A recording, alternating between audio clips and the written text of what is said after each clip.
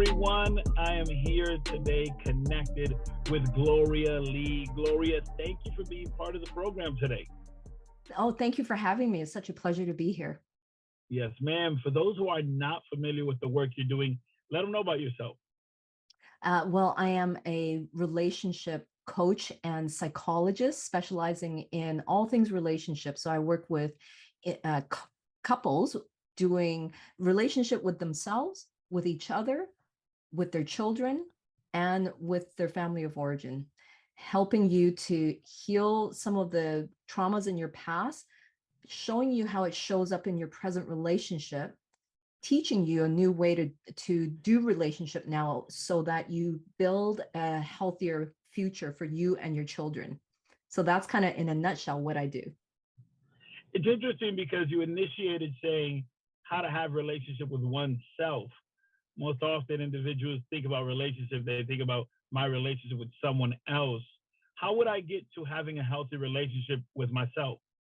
Oh, that's such a great question. And, that's probably the most important relationship because honestly, you live with yourself and you have to be with yourself for the rest of your life. And so if you don't have a good relationship with yourself, that's going to bleed into all other relationships that you have, right? And the interesting thing is when people come see me for therapy, especially couples, they would typically say to me, oh, it's my partner, fix my partner, they're driving me crazy, and if you fix them then everything will be great.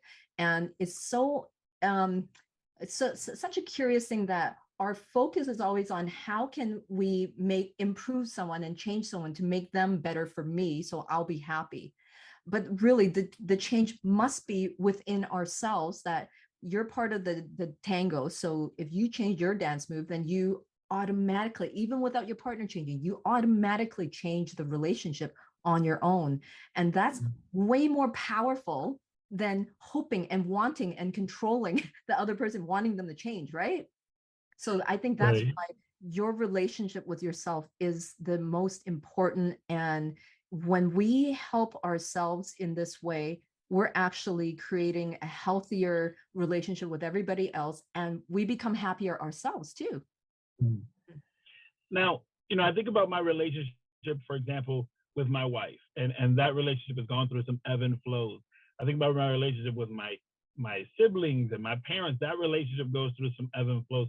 Talk about some ebb and flows that we may encounter in that personal relationship with ourselves. Yeah. So the interesting thing is, when you talk about your relationship with your partner and then with your family of origin, like your parents, and then your relationship with yourself, all of that, the commonality is you're part of all three. And so typically you could see there are patterns, intergenerational patterns of how you relate. So how your parents related to each other and how they related to you. So, their attachment style to you, that that becomes your attachment style to yourself, how you relate to Mm. yourself, which then gets replicated in your attachment with your partner. So a lot of times we say to ourselves, I vow never to be like my parent in this way or that way, right? We've all kind of done that. Right. And then what Right. happens? We do the exact same thing in our relationship with our partner or as a parent. And we're like, wow, how did that happen? I know better. Why am I not doing better?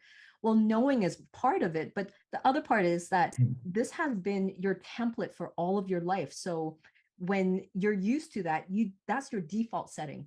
So when we're mindless Mm. about it, we go on autopilot. That's what we do. So that's why most of us replicate the same intergenerational trauma, which is what I help couples to kind of be more self-aware about. And what's my part in this? And how can I do it differently? Because I want a different outcome. How much does the relationship that I have with myself or others, how much does mindset come into play? Well, a huge part, but before even mindset is really about beliefs. The Mhm. beliefs that I inherited because I was born into it. I don't even challenge because I don't know any different. Like Mm. this was my world. I don't know that, for example, if someone was beat every day as a child growing up, they might think that's just what parents do. That's how they show love. They discipline you by beating you every Right. day. They don't know any different, that this is not what it is. So that belief that I'm supposed to be abused will be part of my mindset of how I enter into the world, into all other relationships. And this is why many people end up in abusive relationships again and again and again, right?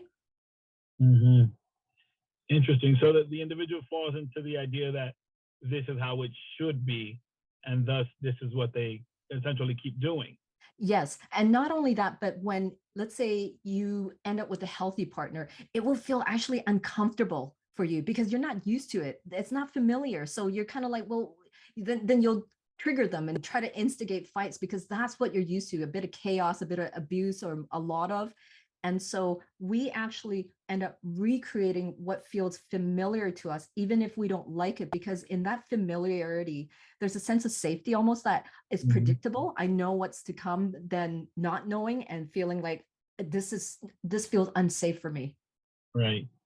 Right. Almost becomes a comfort zone, that type of abusive relationship, or that toxic relationship, if you will.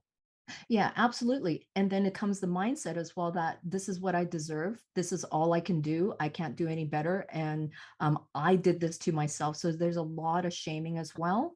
So this is why your relationship with yourself matters, because if you have that belief that was already implanted in you from birth, and then you have that mindset going into relationships, and no one's ever challenged you that, have you ever thought about like maybe parents aren't supposed to hit you every day of your life? It's like, what are you talking about? And honestly, I've had people who have told me that doesn't all parents do that? Like, no, no, no. And it's a, when we realize, a Right. couple things usually happens. One is there's a sense of grief and sadness that you never knew what you didn't know until you knew. So there's Mm-hmm. grief and sadness. And when we don't process that grief and sadness, it turns into anger, blaming, and projecting. So that's why it's so important for us to do the work. And when we don't, that's why our marriages, our partnerships become the way it is. And therefore, 50% divorce rate. And within the 50% who remain married, 50% of these couples are unhappily married because they're in conflict all the time and repeating a lot of these mistakes and patterns. So as you work with these relationships, individuals that are not only in relationship with themselves, but as you mentioned, with their significant other, with their children, let's start off with the relationship between a spouse. What is the most common variable, or the hill, the mountain, the issue that you see when people come to you for support? Yeah, it varies. The stuff, the content they come with, it varies. It doesn't matter what it is, but the the deeper need is always the same, always 100%. It's either I want to be seen, felt, heard, understood, because I feel like you've abandoned me and you don't know who I am. That's one. Or the other one is, I want you to love me and know that I'm good enough, that I'm worthy. And I have not seen anything different, because that's the human experience of attachment, that Mm-hmm. we all want to be seen, heard, and known for who we are and accepted. And the other part is we all want to feel worthy and that I'm good enough and that you see me for who I am and you accept me.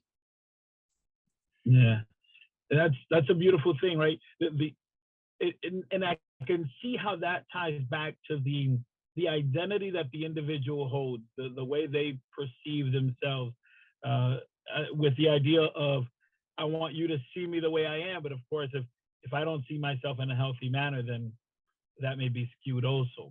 Yes. And not only that, but if you come from a unhealthy upbringing where your needs were met by being demanding, by being pushy, by being critical, or being like guilting a child to do something, then that's what you've learned to how to get that attention that you need. Like, I have to argue for it. I have to criticize you and tell you how bad you are of a partner, and you should be doing this. You should be doing that.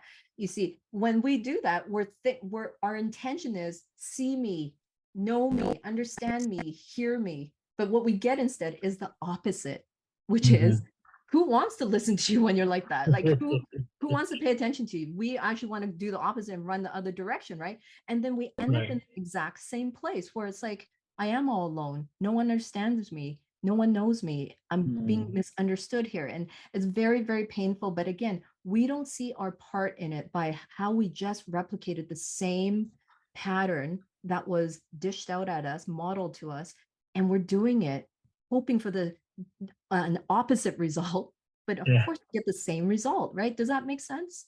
Yeah, most certainly. Most certainly. In the new year, most individuals either set up New Year's resolutions, right? They set up these goals, or they set up one word, and this one word anchors all of the things they do for the year. Where do you lie on that spectrum? Are you more of a New Year's resolution goal person, or do you set a one word? Um, Neither, actually. Yeah, Mhm. I'll tell you why.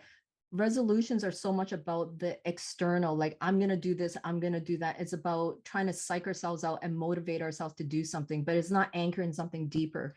Now, a word, we're getting a little closer. It goes to your intention of what you want to do, which is great. But both of these really need to be anchored in the value of who you are, your why.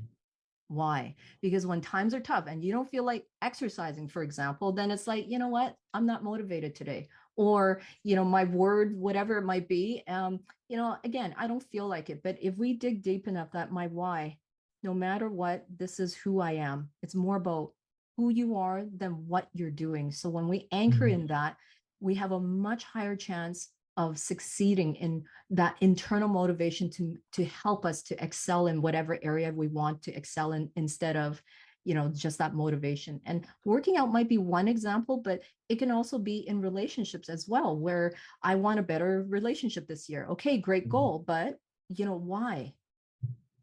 Because I want my children to have a healthier future than what I had. I want to be that role model to my children that I didn't have. I want to have that happy, healthy relationship because I deserve better. Okay. That's your why.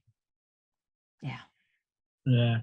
So, with reference to either setting goals or having the one word, you said neither. You have that why, that reason of why you're doing everything. But if you were to set one word that encompasses all of your life's work, what would that one word be? Integrity. Integrity with who I am. Be authentic, because there's only one of me. There's only one of you.